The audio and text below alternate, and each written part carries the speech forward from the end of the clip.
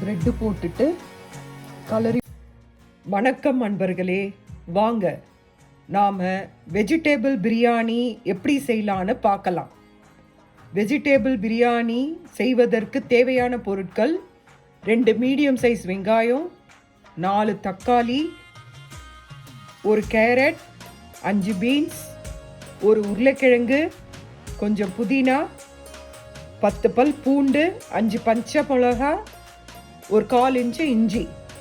அதுக்கப்புறம் மீல் மேக்கரை நல்லா சுடுதண்ணியில் ஊற வச்சுட்டு கொஞ்சம் உப்பு கலந்து ஊற வச்சுட்டு ஒரு 1/2 hour கழித்து அதை நல்லா தண்ணியிலேருந்து பிழிஞ்சு ஒரு 2-3 வாட்டி அதை தண்ணியால் அதை நல்லா அலம்பி எடுத்துக்கணும். அதுக்கப்புறம் நல்லா தண்ணியே இல்லாத மாதிரி பிழிஞ்சு எடுத்துக்கணும். அதுக்கப்புறம் அது இந்த மாதிரி சாஃப்டாக இருக்கணும். அதுக்கு பிறகு நாம் இதை பேஸ்ட்டாக இந்த 3 பொருளையும் பேஸ்ட்டாக அரைச்சிக்கணும். அதுக்கப்புறம் புதினா 1 கப் அளவுள்ள புதினா எடுத்துக்கோங்க. வாங்க பார்க்கலாம். தாளிப்பதற்கு தேவைக்கேற்ப எண்ணெய் எடுத்துக்கோங்க. அதுக்கப்புறம் 1 ஸ்பூன் சோம்பு, 1 பிரிஞ்சி இலை, அதை நான் 2ஆக கிள்ளி வச்சுருக்கேன், 1 பெரிய அன்னாசி மொட்டு, அதுக்கப்புறம் 4 லவங்கம், 2 மராட்டி மொக்கு, 1 ஸ்பூன் கல்பாசி, அப்புறம் ஒரு 1/2 இன்ச் அளவுள்ள பட்டை. இது எடுத்துக்கோங்க. இது தாளிக்கிறதுக்கு தாளிப்புக்கு தேவையான பொருட்கள் இதுதான். அதுக்கடுத்து தேவையான அளவு நீங்கள் எண்ணெய் விட்டுக்கோங்க. நான் 2 கப் அரிசி எடுத்திருக்கேன். 2 கப் அரிசியில் வெஜிடபிள் பிரியாணி செய்வதற்கு தேவையான பொருட்கள் இதுதான். அதனால் இதே அளவை நீங்கள் ஃபாலோ பண்ணிங்கன்னா பிரியாணி சூப்பராக வரும். ஒரு சிலர் புதினாவை நம்ம நல்லா ஆயிலில் ஃப்ரை பண்ணிடலாம். ஒரு சிலர் புதினாலாம் இருந்தால் எடுத்து சின்ன பசங்க எடுத்து போட்டுருவாங்க.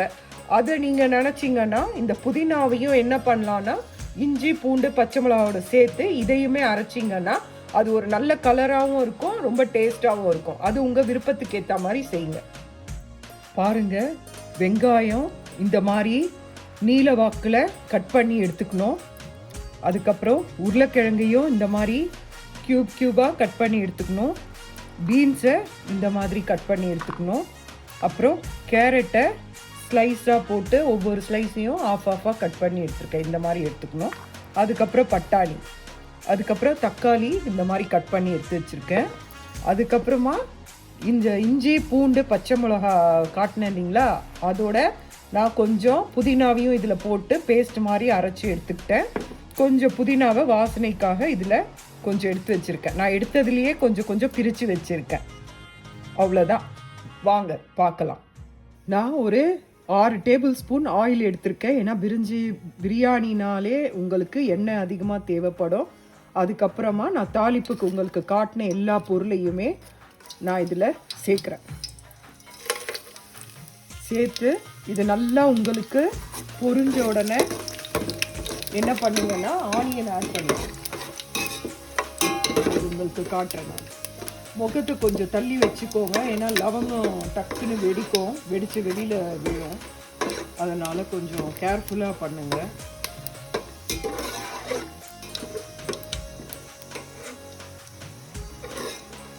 இது நல்லா பொரிஞ்சாச்சு. இப்போ நான் என்ன பண்ணுறேன்னா கட் பண்ணி வச்ச வெங்காயத்தை இதில் சேர்க்குறேன்.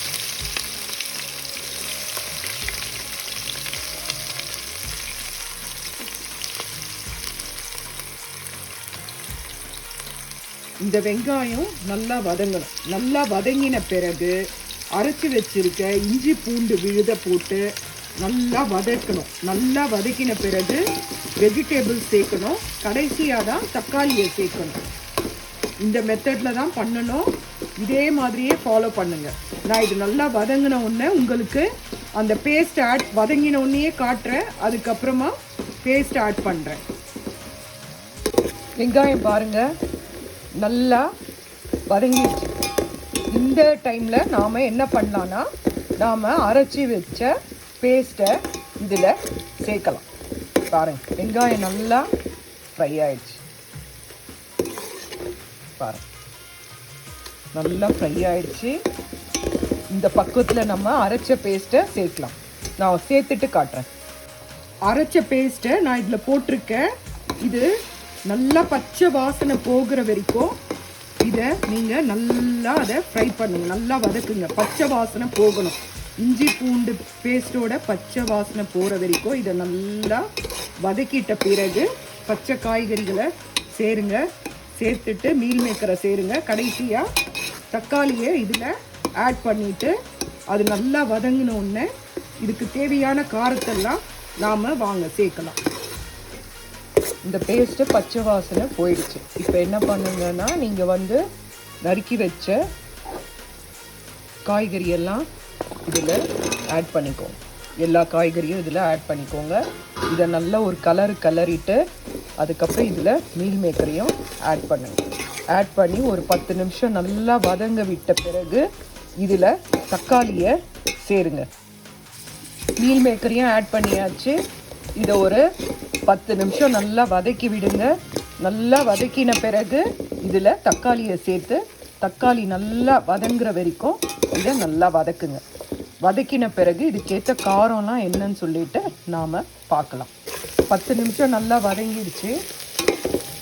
இந்த ஸ்டேஜில் தக்காளி ஆட் பண்ணிக்கோங்க.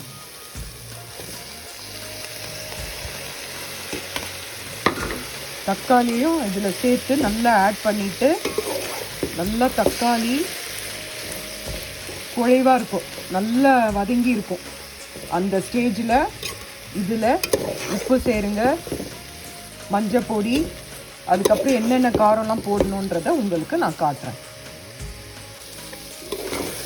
இங்கே நல்லா காய் வதங்கிச்சு பாருங்கள். தக்காளி எல்லாம் நல்லா வதங்கி உங்களுக்கு எண்ணெய் தெரியுதுங்களா? அப்படியே எண்ணெய் பிரிஞ்சு வருது பாருங்கள். நல்லா காய் பாருங்கள் இவ்வளோ நல்லா வதங்கி எல்லாம் ஒன்று சேர்ந்துருச்சு. இந்த மாதிரி நல்லா காயை வதக்கணும். வதங்கின பிறகு இப்போது 2 கப் ரைஸ் எடுத்துருக்கனால நான் ஒரு கப்புக்கு 2 டேபிள் ஸ்பூன் கேர்டு கணக்குப்படி நான் 4 டேபிள் ஸ்பூன் கேர்டு இதில் ஆட் பண்ணுறேன். காட்டின காரம் எல்லாம் இதில் போட்டாச்சு. அதுக்கப்புறம் 4 டேபிள் ஸ்பூன் கேர்டு ஆட் பண்ணியிருக்கேன். இதை நல்லா கலரி விட்ட பிறகு நான் 2 கப் அரிசி எடுத்துருக்கனால 3.5 கப் அளவு தண்ணி விடுறேன். அந்த தண்ணி நல்லா கொதித்த உடனே நாம் அரிசியை போடலாம். நீங்கள் உப்பு காரம் டேஸ்ட் பார்த்துக்கோங்க. உங்களுக்கு தேவைக்கேற்ப உப்பு காரம் ஆட் பண்ணிக்கோங்க. இதுக்கு நடுவில் என்ன பண்ணுங்கன்னா அரிசியை எடுத்து அதை நல்லா கழுவிட்டு ஒரு 10 நிமிஷம் ஊற வச்சுக்கோங்க. ஊற வச்ச பிறகு தண்ணி நல்லா கொதித்த உடனே நீங்கள் அரிசியை அதில் போடுங்க. நடுவில் கொத்தமல்லியும் கொஞ்சம் நறுக்கி வச்சுக்கோங்க. பாருங்கள் தண்ணி நல்லா கொதிச்சிடுச்சு.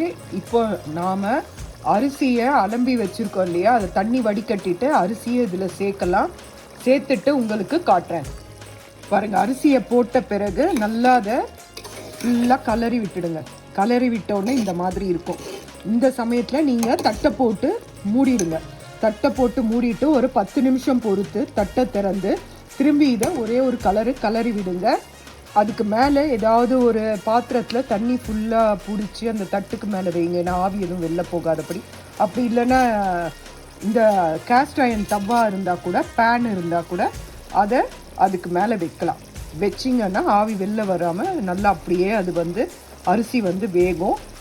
நம்ம தீயை என்ன பண்ணணும்னா மீடியம் ஃப்ளேமில் வைங்க. ஹை ஃப்ளேம் வைக்கக்கூடாது, லோ ஃப்ளேமும் வைக்கக்கூடாது. ஒரு 10 மினிட்ஸ் கழித்து ஒரு கலரிட்டு லோ ஃப்ளேமில் அப்படியே வச்சிடலாம். இந்த மாதிரி தட்டை போட்டு மூடிட்டு இந்த பாத்திரத்துக்கு மேலே நீங்கள் ஒரு கனமான பொருளை வைங்க. உங்ககிட்ட இருக்கிற பேன் எது வெயிட்டாக இருக்கோ அப்படி வைங்க. அப்படி இல்லை ஒரு பாத்திரத்தில் தண்ணியை பிடிச்சி இப்படி வச்சிங்கன்னா இதில் சைடு வழியாக இருந்து எந்த ஆவியும் வெளியில் போகாமல் நல்லா சூப்பராக ரெடி ஆகும்.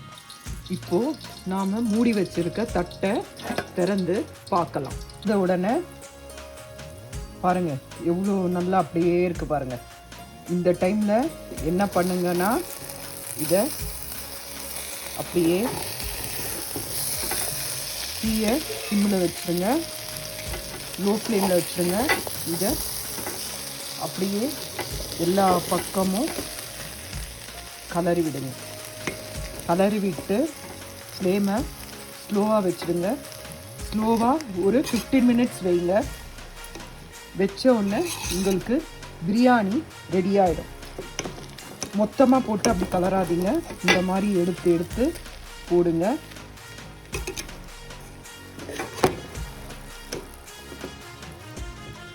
இந்த மாதிரி எடுத்து போட்டுக்கிட்டு என்ன பண்ணுங்கன்னா, தட்டை போட்டு திரும்பியும் மூடி வச்சுட்டு லோ ஃப்ளேமில் ஒரு 15 மினிட்ஸ் கழித்து எடுங்க. அதுக்கப்புறமா உங்களுக்கு காட்டுறேன். இந்த சமயத்திலும் மேலே கொத்தமல்லி தூவலாம், இல்லைன்னா கடைசியாகவும் கொத்தமல்லி தூவி நீங்கள் இறக்கலாம். இப்போது தட்டை திறந்துட்டு வாங்க எப்படி இருக்குன்னு பாருங்கள். இதை 4 பக்கமும் கலரி விட்டுடுங்க. கலரி விட்டுட்டு இதில் நாம் ஃப்ரை பண்ண ப்ரெட் எடுத்து போடலாம். ப்ரெட்டு போட்டாச்சு. இப்போது இதை ஃபுல்லாக ஒரே ஒரு கலரி ஒரே ஒரு நிமிஷம் பொறுத்து நிறுத்திடலாம். ப்ரெட் அந்த சூடுலேயே நல்லா வந்து கிறிஸ்பினஸ் போயிட்டு நல்லா சாஃப்டாக ஆகிடும். அவ்வளோதான், பிரியாணி ரெடி. ப்ரெட்டு போட்டுட்டு கலரி விட்டாச்சு. தட்டை போட்டு மூடி 1 நிமிஷம் வெயிட் பண்ணுங்கள். 1 நிமிஷம் வெயிட் பண்ணிவிட்டு அப்படியே கேஸ் ஸ்டவ் ஆஃப் பண்ணிவிடுங்க. ஒரு 10 நிமிஷம் கழித்து உங்கள் பிளேட்டில் வச்சு எல்லாருக்கும் சர்வ் பண்ணுங்கள். சாப்பிட்டு பார்த்துட்டு எப்படி இருக்குன்னு சொல்லுங்கள்.